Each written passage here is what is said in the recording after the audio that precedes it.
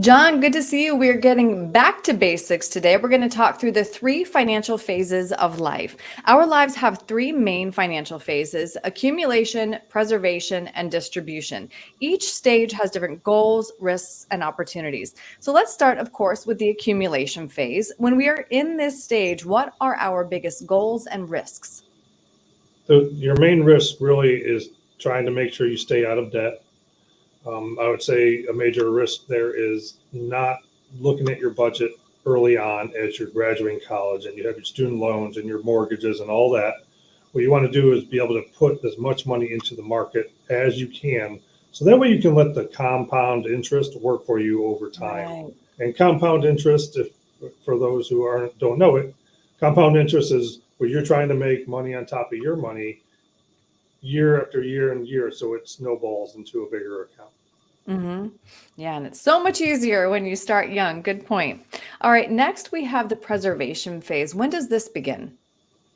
This is a little bit different for everybody, but I would say that somewhere around that 40-year range, you really what you're trying to do here is you should be at your peak income at this point, and also maybe some of the bigger expenses, maybe childcare drops off and things of that nature, and you're able to maybe accumulate a little bit more. Maybe you have your mortgage getting close to being paid off here. These are all the goals that you're trying to do during this accumulation phase. One, you're putting money away, having it grow for you long term. That's your 401k, your retirement accounts out there. And then hopefully this leads us to the last phase to where you're set up for success. hmm So let's talk through that last phase. That is the distribution phase, which is essentially the opposite of the accumulation phase.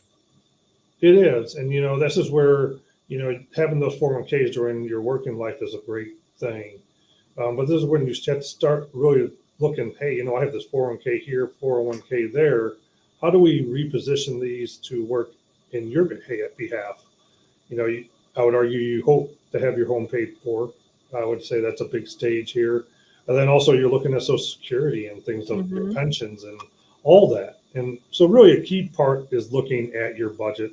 So you're looking what's coming in, what's going out, and what have you accumulated during these other phases, so that way you can set up your lifestyle. hmm So, it's tricky though, John, because of course the distribution phase, nobody really knows how long that's going to last. So, how do you account for that longevity risk? How do we make sure our money lasts as long as we do? Well, you have to have it grow. You can't just stick it in a can or in your backyard and bury it. Especially with inflation kicking the way it has at this point, that changes really the dynamic for a lot of retirees. Right. And so you got to find somewhere where that money can grow for you and work for you when you're not working. So it's a passive way of growing your money. And then also just again, budgeting the cash flow and adjusting to the lifestyle that you want to live, whether it's with your grandkids or perhaps on a vacation or whatever it is for you. Yeah, absolutely. We want to enjoy that hard-earned retirement. John, if somebody would like to talk to you about creating that financial plan to make sure their money lasts as long as their retirement, what's the best way to reach you? Yes, our phone number 440-471-4300 is a great way to reach us.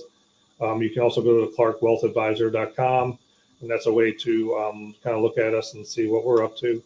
But just get a hold of us, and we try to keep things low key, and so that way it's designed for you and no pressure.